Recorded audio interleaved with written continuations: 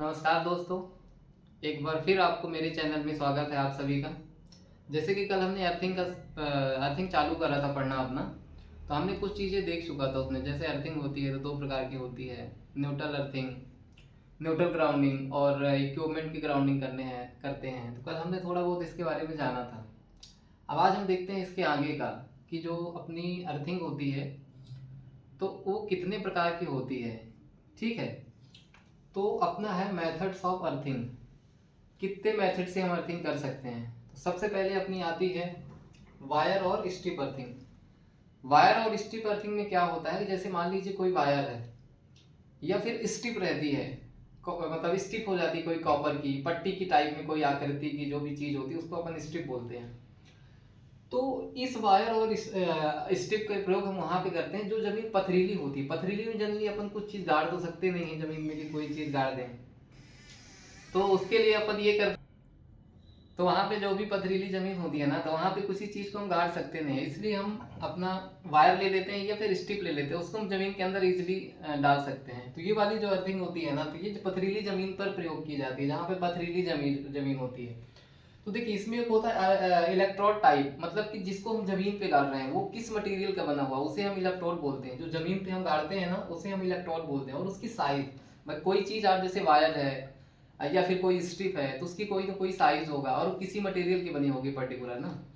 तो इलेक्ट्रोड का टाइप कौन सा है और उसका साइज क्या है। तो देखिए यदि हम कॉपर की वायर लेंगे और उसको पथरीली जमीन में नीचे डालेंगे तो उसकी जो साइज होती है वो 3 mm² का लेना पड़ेगा हमें। ये एकदम दोस्तों स्टैंडर्ड डाटा है, पेपर में एज इट इज आएगा इसी तरह। और जो अपना जीआई वायर रहेगा, यदि वायर रहेगा वो भी जीआई का रहेगा, तो उसका जो साइज रहेगा 6 mm² रहेगा। इसके बाद यदि हम कॉपर की स्ट्रिप लेते हैं ना, तो कॉपर की स्ट्रिप लेंगे तो वो 25 बाई 1.6 mm का लगेगा ना। और उसके बाद यदि जीआई के लिए हम स्ट्रिप लेंगे तो वो 25 mm बाई 4 mm की लगेगी। तो पेपर में जो भी आएगा दोस्तों यहीं से आएगा, कहीं ना कहीं यहीं से आएगा, बहुत ज्यादा इसमें डीपली नहीं आता, बस इतना यदि आप लोग जान लिए तो मोर देन सफिशियंट है। इसके बाद अपन दूसरी मर्चेंट मेथड की बात करें अर्थिंग की, तो होती है रॉड अर्थिंग। इसी को हम लोग बोलते हैं फायर अर्थिंग।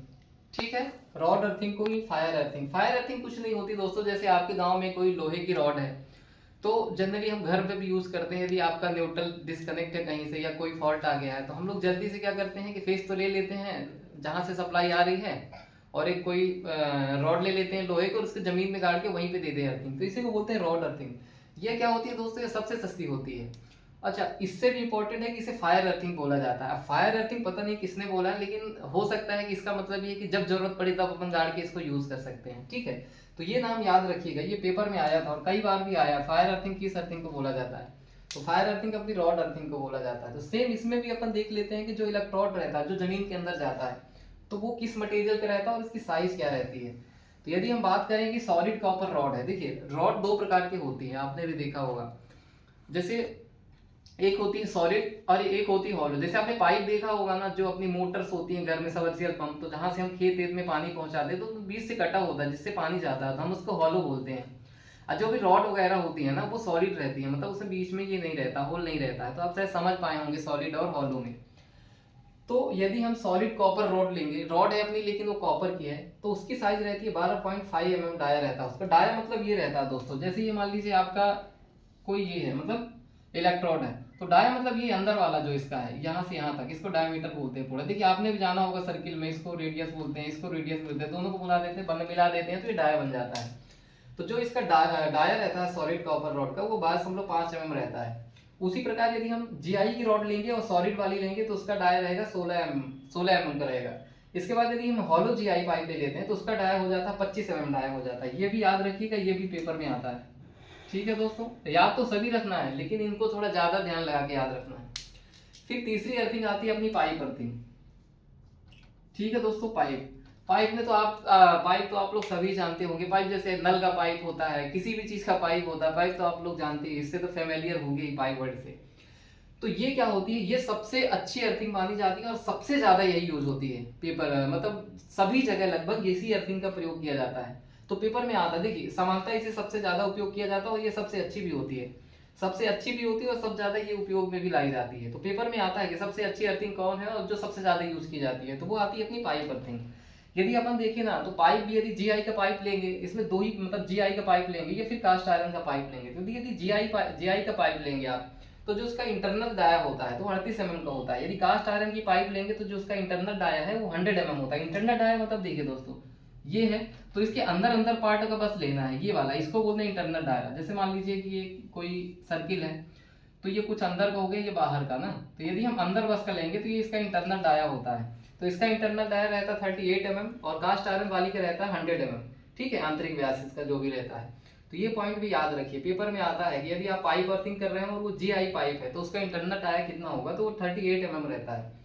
देखिए ये कुछ ऐसी रहती है, ये देखिए अपनी ये पाइप अर्थिंग है, ये अपनी पाइप अर्थिंग है। इसमें क्या किया जाता है अपने को कि जैसे आप पाइप लिए, ये जमीन खोदे और जमीन में इसको डाल दिए, जमीन में डालने के बाद ये आपकी जमीन है और ये जरा ये इस पार्ट को अपन क्या करते हैं कि मान लीजिए कोई वायर लाइन जिसको हमारी अर्थिंग करनी है तो यहाँ पे लीजिए कनेक्ट कर देंगे, बस हो गया।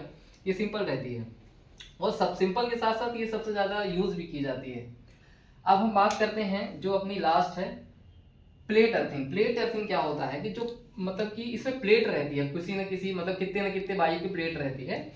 तो इस अर्थिंग को हम जनरली ना जनरेशन सब स्टेशन जो होते हैं जहाँ पे इलेक्ट्रिसिटी जनरेट होती है जनरेशन में या फिर बड़े बड़े जो सब स्टेशन होते हैं वहां पे हम लोग प्लेट अर्थिंग करते हैं। आप लोगों ने देखा ही होगा जो हमारे सब स्टेशन होते हैं तो उसके नीचे आपने कई बार ध्यान भी दिया होगा कि बहुत सारी पट्टियों की तरह रहती हैं, वो नीचे से चलती हैं, जहाँ गिट्टी रहती है ना उसके ऊपर। सब स्टेशन में जनरली ऊपर गिट्टी रहती है, गिट्टी के नीचे नहीं पाइप डाल के रखते हैं और कहीं प्लेट डाल के रखते हैं, ये वाली प्लेट अर्थिंग की, और उसको जाके कहीं पे ग्राउंड कर देते हैं, है ना। तो ये जनरेशन स्टेशन या फिर सब स्टेशन में यूज की जाती है।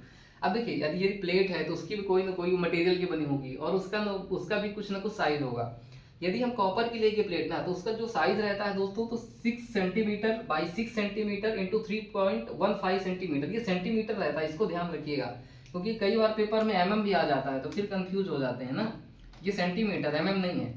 फिर यदि वहीं पे आप प्लेट यदि जीआई की लेंगे, जीआई मटेरियल के गैल्वेनाइज्ड आयरन इसको बोलते हैं, तो ये रहता है 60 centimetre by 60 centimetre into 6.30 centimetre. Just देखा जाए तो अपन इसका लगभग डबल है। कॉपर का देखिए ये डाटा तो दोनों का सेम है, इसका और इसका ये दोनों डाटा सेम है, बस चेंजेस कहाँ पे आ रहे हैं यहाँ पे, तो हमको बस इसी को याद रखना है। यदि कॉपर की है तो कॉपर में 3.15 सेंटीमीटर रहती है, यदि जीआई की है तो 6.30 सेंटीमीटर रहती है। देखिए इसका यहाँ पे छोटा सा एक डायग्राम बना हुआ है, यदि अपन इसको ध्यान से देखें तो इसको करते क्या, देखिए जो आपके अर्थ इलेक्ट्रोड होता है ना जिसको आप गाड़ रहे हैं जमीन में, तो ये सबसे नीचे खड़ा होता है जमीन में, अपन गड्ढा खोद के डाल देते हैं। अब देखिए ये आपकी मान लीजिए जमीन है, ठीक है, तो ये आपने गड्ढा खोदा, तो गड्ढा करने के बाद आपको यहाँ पे कंक्रीट करनी रहती है, ठीक है, आपने कंक्रीट कर दिया। अब कंक्रीट करने के बाद ये जो पाइप जा रहा है ना आपका, ये आपका पानी ले जाने के लिए रहता है, जहाँ से आप पानी डाल पाए, फनल। इस पॉइंट को अपन बोलते हैं फनल, यहाँ पे ये जो ऐसी आकृति बनी हुई इसके अपन बोलते हैं फनल। तो क्या करेंगे आप फनल में पानी डालेंगे और ये पानी डायरेक्ट कहाँ पे जा रहा है आपके, जहाँ पे आपकी ये अर्थ इलेक्ट्रोड डाला हुआ है। तो जो जहाँ से आप पानी ले जा रहे हैं उस जो पाइप रहता है ना उसका डाया रहता है 19 mm, उसका जो डायमीटर रहता है वो 19 mm। इसको भी ध्यान से देखिएगा, जिससे पानी जाता है नीचे तक अर्थ इलेक्ट्रोड तक उसका डाया रहता है 19 mm। अच्छा एक आप यहाँ पे भी ध्यान दे पा रहे होंगे, ये वाला जो रहता है तो इसका डाया रहता है आपका 12.5 mm रहता है ना इसका। अब अपन क्या करते हैं, जिसका भी हमें अर्थिंग करनी रहती है उस अर्थिंग को, उस वायर को लेके आएंगे और यहाँ पे कनेक्ट कर देंगे, यहाँ पे, है ना, यहाँ पे। तो जो ये वाला पाइप है आपका था, इसका जो डाया रहता है तो बस हम लोग 5 mm रहता है, ये भी आप लोग ध्यान रखिएगा, ठीक है। और ये तो फनल हो गया, ये पानी ले जाने वाला है, और ये वाला वो कंडक्टर जिसमें कि आप अर्थ वायर जोड़ेंगे, ठीक है ना दोस्तों। तो मुझे लगता है कि आप समझ पाए होंगे और लगभग ऑलमोस्ट अर्थिंग खत्म हो गया। अब हम लोग नेक्स्ट वीडियो में चालू करेंगे आपका वायरिंग। तो जब तक के लिए मिलते हैं हम आपसे नेक्स्ट वीडियो में, ठीक है। आप लोग रिवीजन करिए, बाकी तो सिलेबस चल ही रहा। Thank you.